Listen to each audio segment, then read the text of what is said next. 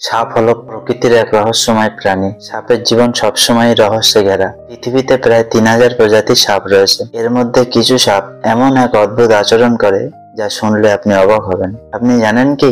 আবার কিছু সাপ আছে যারা নিজের মতো সাপকেই খায়। এটা শুনতে অদ্ভুত লাগলেও প্রকৃতিতে এমনটাই ঘটে। কিং কোবরা বলে একটা সাপ আছে। এই সাপটা শুধু সাপ খেয়েই বেঁচে থাকে। আর মজার ব্যাপার হলো তারা বিষাক্ত সাপকেও শিকার করে। কিন্তু সাপ কেন সাপকে খায়? কারণ হতে পারে খাবারের অভাব, নিজেদের এলাকা রক্ষা। আর এমনটা করতে গিয়ে তারা নিজের গোত্রের সাপকেও খেয়ে ফেলে। ভিডিওতে আমরা জানবো কেন সাপেরা এমন কাজ করে, এর পেছনের মজার কারণগুলো। পুরো ভিডিওটা দেখুন আর সাপের রহস্যময় দুনিয়া সম্পর্কে জানুন।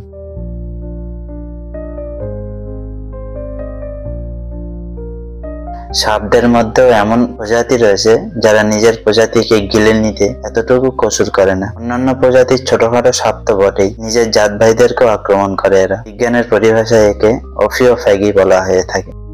সবচেয়ে পরিচিত অফিওফ্যাগাস সাপগুলির মধ্যে কিং কোবরা বা শঙ্খচূড় বিখ্যাত। বিজ্ঞানের পরিভাষায় অফিওফ্যাগাসের অর্থ সাপ ভক্ষণকারী। ভয়ঙ্কর সেই সাপের একটি প্রজাতির কথা এতদিন জানা যেত। এদের দেহের রং সবুজ, বাদামি অথবা কালো এবং মাথার পিছনের অংশে একটি বিশেষ চিহ্ন থাকে। এই অফিওফ্যাগাস হ্যানা বা শঙ্খচূড় সাপের দেখা পাওয়া যায় উত্তর ভারত, পূর্ব পাকিস্তান, চীন এবং থাইল্যান্ডে। এদের শরীরে 50 থেকে 70টি গোল দাগ দেখতে পাওয়া যায়। অফিওফ্যাগাস ব্যাঙ্গারাসের শরীরে 70টিরও বেশি দাগ রয়েছে। শঙ্খচূড়ের আর এক প্রজাতি অফিওফ্যাগাস সালভাটানার শরীরে কোনো দাগ নেই। মূলত দক্ষিণ ফিলিপিন্সে দেখতে পাওয়া যায় এই সাপকে। শঙ্খচূড়ই হলো বিশ্বের দীর্ঘতম বিষধর সাপ। এই সাপকে বিশ্বের সবচেয়ে বুদ্ধিমান সাপ বলেও ধরা হয়। শিকার কেমন তা দেখে এরা শিকারের কৌশল পাল্টে ফেলে। এদের প্রিয় খাদ্যই হলো গোখরো, ছোট অজগর এবং ডাঙার সাপ। এরা খাবারের অভাব দেখা দিলে পাখি, টিকটিকি এবং মেটো ইঁদুরও পর্যন্ত খায়।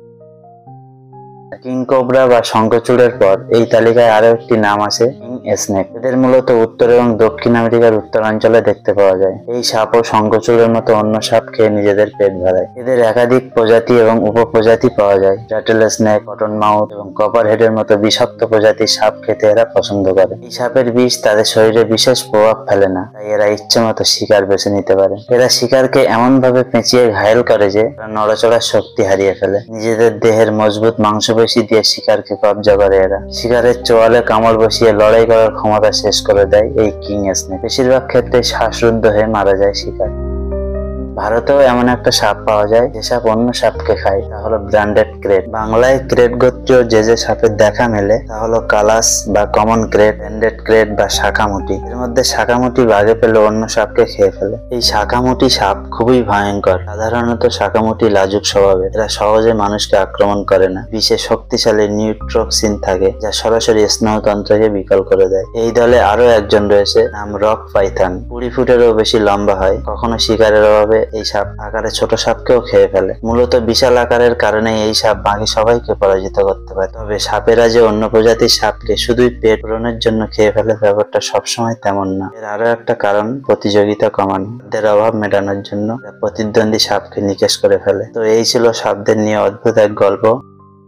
প্রকৃতিতে টিকে থাকার জন্য সাপদের এমন আচরণ খুবই স্বাভাবিক। আমাদের চারপাশের প্রাণী জগৎ আসলেই অনেক রহস্যে ভরা। ভিডিওটি ভালো লাগলে লাইক দিতে ভুলবেন না, আর আপনার মতামত জানাতে অবশ্যই কমেন্ট করুন।